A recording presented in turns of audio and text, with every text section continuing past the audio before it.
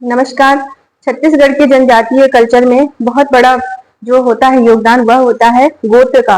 गोत्र, टोटमवार, बोंगावार, टैबू ये सब प्रमुख चीजें होती हैं और परीक्षार्थी इसे प्री परीक्षा में कम पढ़ते हैं। और जब प्री परीक्षा के पास होने की बाद जब बारी आती है मेंस परीक्षा की, तो ये बहुत बड़ा सब्जेक्ट हो जाता है कि इनके बारे में क्या लिखा जाए, कैसे लिखा जाए, क्या होता है इसके अंदर। तो इसके बारे में सब कुछ पता होना चाहिए, क्योंकि जनजातीय समाज कल्चर छत्तीसगढ़ का पूरा परिवेश में बसे हुए हैं। तो उनके इस अनुपम चीज को जानना चाहिए और मेंस परीक्षार्थियों के लिए यह विशेषकर बनाया गया है, उनके डिमांड पर बनाया गया है, ताकि उन्हें इस वीडियो का लाभ मिले, इस क्लास का लाभ मिले। तो आइए देखते हैं पहला जो टॉपिक है जनजातियों में गोत्र। गोत्र सभी से संबंधित है। मेंस के हिसाब से प्रमुख जो टॉपिक है वह है गोत्र, और यह प्री परीक्षा एडीओ की एग्जाम सभी वनडे एग्जाम में इसका बहुत बड़ा हाथ है इस टॉपिक का, क्योंकि यहाँ पर बहुत कम कंटेंट देखने को मिलते हैं बुक्स में कहीं पर भी। तो हम आपको ला रहे हैं इन सब के बारे में नॉलेजमेंट। आइए देखते हैं जनजातियों में गोत्र, क्योंकि हर व्यक्ति कहीं ना कहीं गोत्र से जुड़ा हुआ है। तो गोत्र सभी के लिए इंपॉर्टेंट है, और हम यहाँ पर जनजातीय कल्चर देख रहे हैं तो और भी इंपॉर्टेंट हो जाता है यह। तो गोत्र क्या है? गोत्र जनजातीय सामाजिक संगठनों का आधार है। गोत्र जो हमारा जनजातीय सामाजिक संगठन है, गोत्र उनका एक मुख्य आधार है जिससे शुरू होता है सारा चीज। गोत्र का प्रारंभ परिवार के किसी पूर्वज या मूल पुरुष से होता है। गोत्र जो होता है वो किसी एक मूल पुरुष से, कोई पूर्वज है उनसे जुड़ा होता है। तो गोत्र में या तो मानव हो सकते हैं या कोई पशु हो सकते हैं, पेड़ पौधे। कैसे? गोत्र में टोटमवाद गढ़ चिन्ह जुड़ा हुआ है, तो गोत्र में कोई मूल पुरुष होता है जो उससे जुड़ जाते हैं। अगर एक उदाहरण देखें तो यहाँ पे जो पशु, पेड़ पौधे आदि देख रहे हैं, तो कोई भी एक जैसे सरना का वृक्ष होता है, जनजातियों में बहुत पूजनीय वृक्ष होता है। उस सरना के वृक्ष को वो अपना पूजनीय मानते हैं और उससे आधार मानकर उनकी आगे आगे की पीढ़ियां चलते रहती हैं। तो कहीं ना कहीं वस्तुएं होती हैं, कोई पूजनीय पेड़ होता है, कोई जीव जंतु होते हैं, तो बहुत सारा में प्रचलन में है। अब देखते हैं कि सभी जनजातीय समाज गोत्रों में बटे होते हैं। ये एक ही पूर्वज के संतान होते हैं, इसलिए एक ही गोत्र के सदस्य आपस में भाई बहन होते हैं। तो एक ही गोत्र में होना मतलब आपस में भाई बहन होना, उनमें वैवाहिक संबंध नहीं हो सकते हैं, वो आपस वर्जित होता है। अतः अंतर विवाह नहीं होता बल्कि बहिर्विवाह होता है। तो जो गोत्र की जो प्रथा है, जो प्राचीन काल से चली आ रही है, सभी कल्चर में ही चल रही है, तो एक ही गोत्र में विवाह वर्जित है। यह प्रश्न वनडे एग्जाम प्री परीक्षा में आ चुका है कि जनजातियों में किस प्रकार का विवाह प्रचलन में है। तो जनजातियों में अंतर विवाह नहीं होते हैं, बहिर्विवाह प्रचलन में है। तो इसका आंसर होगा बहिर्विवाह। देखते हैं कि जब किसी स्त्री का विवाह जिस परिवार में होता है तो वह उस कुल के गोत्र का पालन करती है। एक दूसरे परिवार की कोई बेटी है, वह विवाह करके एक परिवार में आती है, तो अब वो जिस परिवार में गई है वहां के गोत्र का पालन करेगी। वहां के जो देवी देवता है, कुल देवता है, उनके पूजा पाठ में वो पूरा योगदान देगी, क्योंकि अब उससे कुल आगे बढ़ रहा है। इसकी विशेषताएं, प्रश्न अभी आता है कि गोत्र की विशेषताएं लिखिए।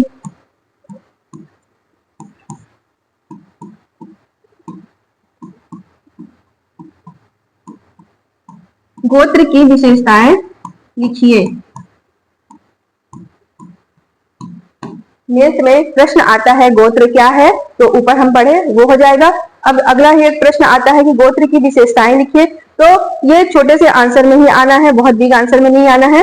और इसके बाद देखते हैं, सिर्फ विशेषताएं बोलेगा तो छोटा आंसर बनेगा, और पूरा पूछेगा कि गोत्र क्या है, गोत्र की विशेषताएं लिखिए, गोत्र कितने प्रकार के हैं, गोत्र का कितना समूह है, तो वो बिग आंसर में हो जाएगा।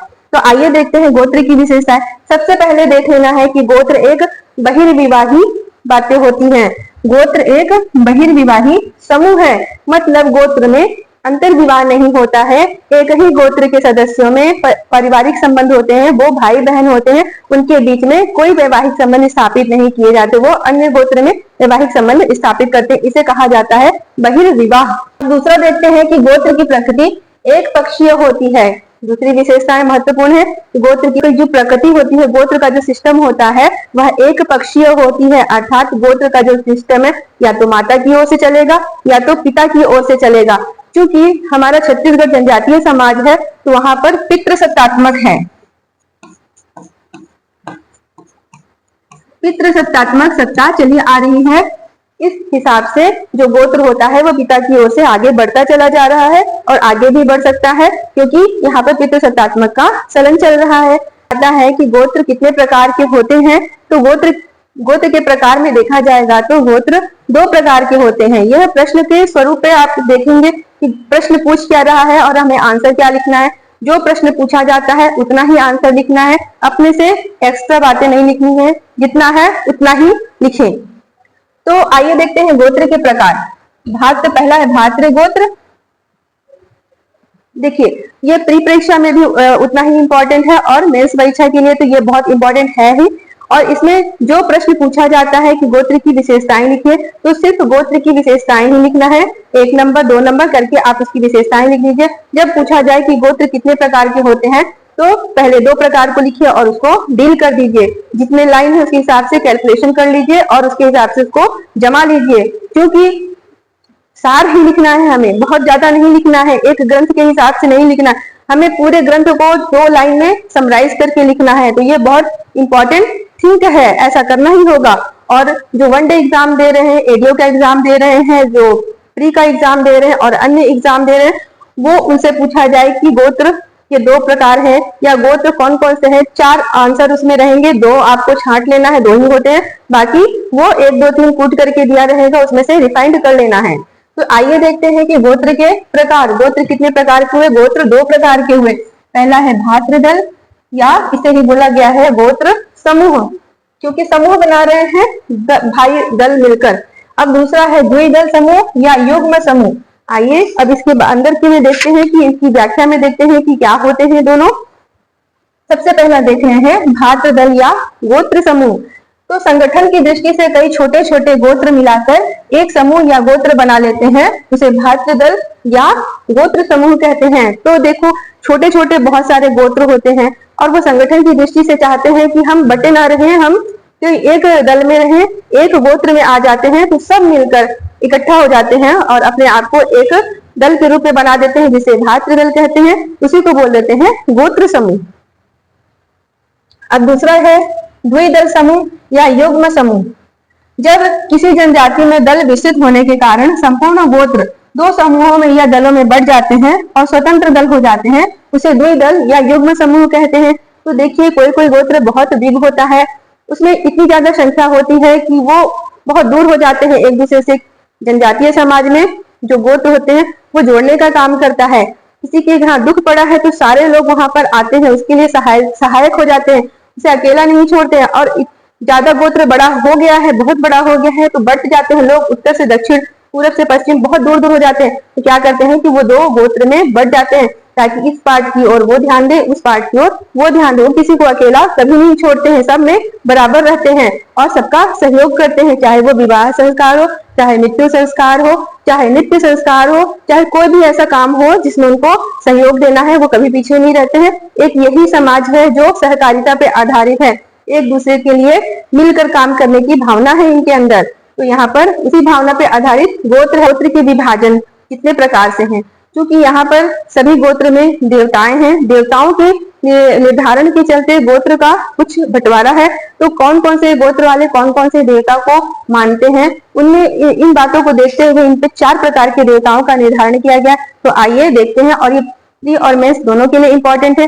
प्री में क्वेश्चन आ चुका है कि गोत्र कितने प्रकार के हैं, टिक लगाइए, उसमें से एक ऑप्शन नहीं रहेगा, तो ये बढ़ जाता है और आंसर आपको निकाल लेना है। और मेंस में सीधा सीधा प्रश्न आता है कि गोत्र का विभाजन कितने प्रकार से किया गया है, देवताओं के आधार पर बताइए। तो आइए देखते हैं। सबसे पहला है नेरुंग पेन, दूसरा है सारुंग पेन, तीसरा है संयुंग पेन, चौथा है नालुंग पेन। यहाँ पर 7 देवताओं को पूजने वाले जो येरुंग पेन है वह 7 देवताओं को पूजते हैं, और जो सारुंग पेन है वो 6 देवताओं को, और संयुंग पेन 5 देवताओं को, नालुंग पेन 4 देवताओं को। क्योंकि ये पेन लगा है, पेन का मतलब क्या होता है? देवता, देवता या देव। पेन का मतलब होता है जनजातीय समाज में देवता, क्योंकि एक तरफ जो हमारा छत्तीसगढ़ है वह एक तरफ महाराष्ट्र से जुड़ा हुआ है नीचे तेलंगाना से जुड़ा हुआ है, आंध्र प्रदेश से भी जुड़ा हुआ है और इधर उड़ीसा से भी जुड़ा हुआ है। तो यहाँ पर महाराष्ट्र के मराठी का प्रभाव, यहाँ पर तेलुगु का प्रभाव, यहाँ पर उड़िया का प्रभाव सबसे ज्यादा प्रभाव पड़ा है। तो इस तरह से इनके जो बोली भाषा लिखी है उनपे तेलुगु भाषा, मराठी भाषा, उड़िया भाषा का प्रभाव पड़ा हुआ है, इसलिए ऐसे शब्द देखने को मिलते हैं। अब इन देवताओं को एक साथ याद रखने के लिए कुछ छोटी सी टेक्निक ले लीजिए, ताकि आप एग्जाम में बैठे और आपको तुरंत याद आ जाए। आप एग्जाम में बैठे और रिफाइंड करके देख लें। तो हम एक छोटा सा देख रहे हैं लाइन, ये सास ना, ये से हो जाएगा ये रुंग पेन, सा से सायुंग पेन, स से सयुंग पेन, ना से नालुंग पेन। देख लीजिए, ये सास, सास ना, मतलब गोत्र पे अगर हम चल रहे हैं तो सारुंग पेन, सयुंग पेन, नालुंग पेन, और इसको 7, 6, 5, 4 से लाइन से लिख लेना है और इसको याद कर लेना है। प्री परीक्षा या वनडे एग्जाम में आया है कि कौन कौन से कितने प्रकार के देवता का विभाजन किया गया है, तो इसको बिल्कुल अच्छे से याद कर लेना है। आइए अगला देखते हैं, बहुत ही इंपॉर्टेंट टॉपिक है टोटम या गढ़ चिन्ह। टोटम या गढ़ चिन्ह गोत्र से ही जुड़ा हुआ पार्ट है और इन्हीं पे आधारित है गोत्र भी, और गोत्र से आधारित है ये टोटम और गढ़ चिन्ह। दोनों को समझ के रखना है, जैसा जैसा क्वेश्चन पूछेगा वैसा वैसा आंसर देना है। अलग से टोटम पूछा तो आपको इसका आंसर पर्टिकुलर देना है, टोटम या गढ़ चिन्ह। टोटम या गढ़ चिन्ह क्या होता है? प्रत्येक गोत्र का एक टोटम या गढ़ चिन्ह होता है। सबसे पहले आपको ये देना है, ये लाइन देनी है लिखने के लिए। सबकी प्रत्येक गोत्र का एक टोटम या गढ़ चिन्ह होता है। गढ़ चिन्ह किसी मानव, पशु, पेड़ पौधा, कोई पूजनीय वस्तु या पूर्वज हो सकता है जिससे अपनी उत्पत्ति मानते हैं और विशेष श्रद्धा और भक्ति रखते हैं। जैसे उदाहरण है, बगुला हो सकता है, बरगद हो सकता है, मछली हो सकता है, बदक हो सकता है, कछुआ हो सकता है। तो देखिए कि कोई गढ़ चिन्ह या टोटम में कोई ना कोई उनके पूर्वज रहते हैं। वो पूर्वज कोई वृक्ष हो सकते हैं, जैसे सरना वृक्ष, सरई वृक्ष जो बोल रहे हैं, वो उनके पूजनीय होते हैं। उनमें किसी देवता का वास मानते हैं, वो उनको अपना पूर्वज मानते हैं। तो वहां से शुरुआत हो जाती है कि हम इस पूर्वज के संतान हैं और सारे संतान भाई भाई हो गए।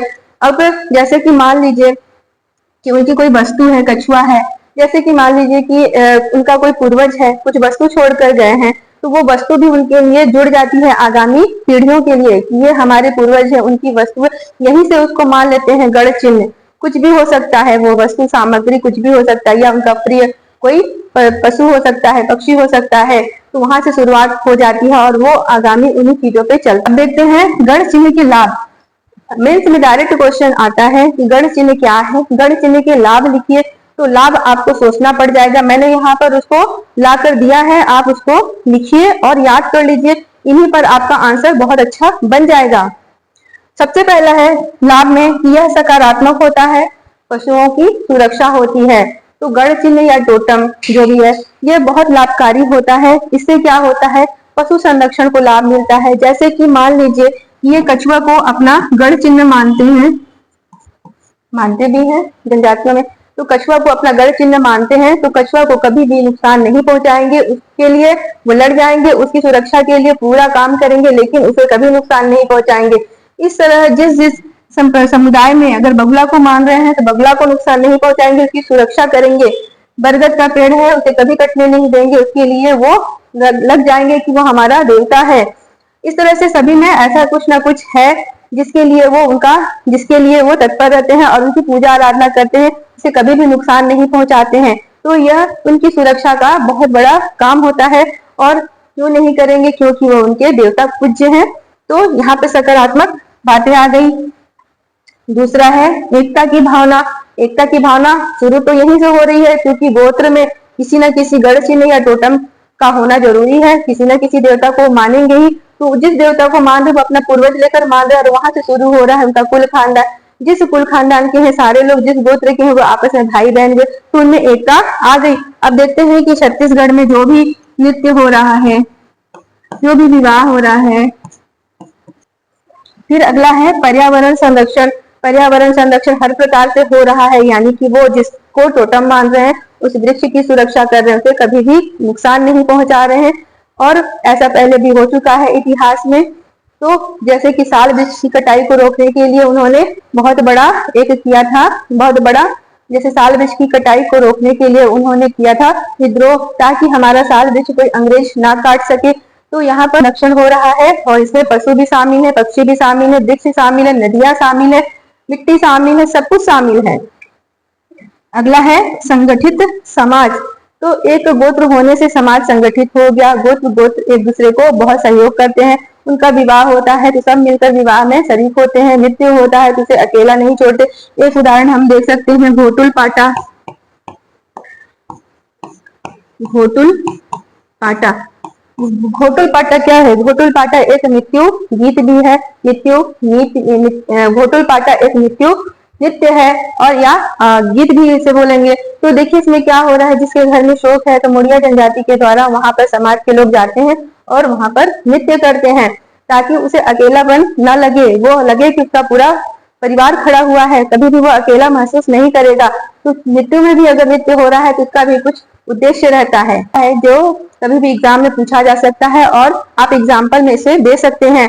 बेटिया प्रथा, बेटिया प्रथा क्या है? मतलब बेटिया प्रथा क्या है? बेटिया प्रथा यह है कि सहकारिता पे आधारित बहुत बड़ा संगठन हो जाता है। किसी के घर में, किसी के परिवार में, किसी के गांव में कोई दुख हो रहा है या सुख हो रहा है या विवाह हो रहा है, कोई नृत्य मिलकर करना है, सब में वो संगठित हो जाते हैं। वो मनोरंजन के लिए बहुत बड़ा कैंपस बन जाता है। फिर तो देख रहे हैं बेटिया प्रथा क्या है? सहकारिता की मिसाल है, यह विश्व लेवल पर भी मिसाल है। व्यक्ति परिवार के सुख दुख सभी में सारा गांव का एकजुट हो जाना होता है इसमें। आइए अब देखते हैं बोंगावाद। बोंगावाद भी बहुत बड़ा अच्छा टॉपिक है और इसमें कई बार प्रश्न आ चुके हैं कि बोंगावाद क्या होता है। यह बार बार पूछे जाने वाले प्रश्नों में से एक है। तो आइए देखते हैं कि बोंगावाद क्या है और इसे कुछ अच्छी चीजों को पकड़कर एग्जाम में आप अच्छा लिख सकते हैं। तो बोंगावाद किसे कहते हैं? पारलौकिक शक्ति में विश्वास। पारलौकिक या अलौकिक शक्ति पर आस्था और विश्वास को ही बोंगावाद बोला जाता है। आस्था का देव दानव या भगवान कोई भी हो सकता है। ये जनजातीय समाज की मन्नतें पूरी करता है और उसकी रक्षा करता है तथा एक डर भी शामिल रहता है। इसे ही बोंगावाद कहते हैं। इन्हें आने वाली पीढ़ियां मानती हैं। बोंगा देव को संतुष्ट करने के लिए चढ़ावा चढ़ाया जाता है। तो बोंगाबाद क्या हुआ? बोंगाबाद हुआ अदृश्य शक्ति में विश्वास हुआ। जो जनजातीय समाज अपने एक देव, एक अदृश्य देव को मानती हैं और उसमें विश्वास करती हैं। ये उनका यह मानना है कि यह देवता उनको हमेशा मतलब रक्षा करेंगे, सुरक्षा कवच देंगे, कभी नुकसान नहीं पहुंचाएंगे। हालांकि ये अंधविश्वास माना जाता है, लेकिन इससे उनका परिपक्वता भी शामिल रहता है। वे अपने देवता के प्रति निष्ठावान रहते हैं, कभी भी कोई ऐसा अधर्म नहीं करते हैं जिससे किसी को नुकसान पहुंचे। तो बोंगावाद बहुत ही अच्छा चीज भी होता है, ताकि ये अधर्म को रोकता है। टॉपिक है टैबू। टैबू को हम देखते हैं कि क्या होता है। टैबू सुनने में तो एक अजीब सा शब्द है जो समझ में नहीं आता है, लेकिन वो उतना ही आसान शब्द है और परीक्षा में यह कई बार पूछा गया है कि टैबू क्या होता है। और यह मेंस एग्जाम में भी पूछा जाएगा कि टैबू के बारे में बताइए। तो इसे इसके बारे में पता होना चाहिए और हम आइए इसके बारे में आपको बताते हैं ताकि आपके एग्जाम में सहायता मिल सके। तो टैबू क्या है? टैबू एक वर्जना है, एक वर्जन है, एक निषेध है। इस की पॉइंट को एकदम याद करके रखेंगे। टैबू मतलब निषेध। इसमें लगा है बू मतलब बुरी दुर्गंध, तो इसको इससे भी याद रख सकते हैं, इसको निषेध करना है। अब देखते हैं कि इसमें क्या है। क्या निषेध वाले प्रथाओं को टैबू कहते हैं। अलिखित निषेधात्मक कानून है यह सकारात्मक या नकारात्मक दोनों हो सकता है। इसमें एक भय शामिल होता है। तो देख रहे हैं कि टैबू क्या होता है। टैबू दोनों प्रकार से काम कर रहा है।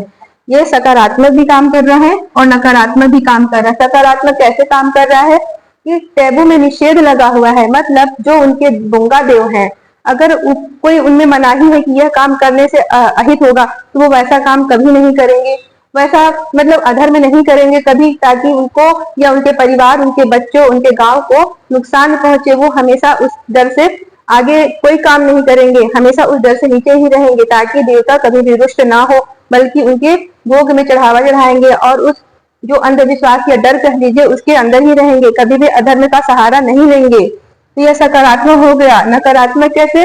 नकारात्मक मतलब उसमें निषेध है कि ये काम नहीं करना है, मनाही है, तो वो खुद नहीं करेंगे, उनकी पीढ़ियां भी खुद नहीं करेंगी। तो इस तरह से वो एक पीढ़ी से दूसरी पीढ़ी हस्तांतरित भी हो रहा है कि हमारे देवता में, बोंगा देव में ये चलन नहीं है, आप नहीं करोगे, तो मनाही भी होती है इसमें। अब देखते हैं कि मनाही का कुछ एग्जाम्पल देख लेते हैं। तो बैगा जनजाति में क्या होता है, हल चलाना मना होता है। तो बैगा जनजाति का एक वर्जन है, एक टैबू है कि वो हल नहीं चलाते हैं। अब कमार जनजाति है, कमार जनजाति में यह टैबू है या वर्जना है, निषेध है कि वो घोड़े को नहीं छूते हैं और बाल नहीं कटवाते हैं। इस तरह से हम देख रहे हैं कि टैबू का चलन जनजातीय समाज में है और वो उसको पीढ़ी दर पीढ़ी मान रहे हैं और उनके संस्कार में शामिल हो चुके हैं। तो इस प्रकार इन सारे चारों टॉपिक को आप लोग अच्छे से पकड़ के याद करेंगे और एग्जाम में आने पर सभी को अच्छा आंसर देंगे और अच्छा आंसर लाएंगे।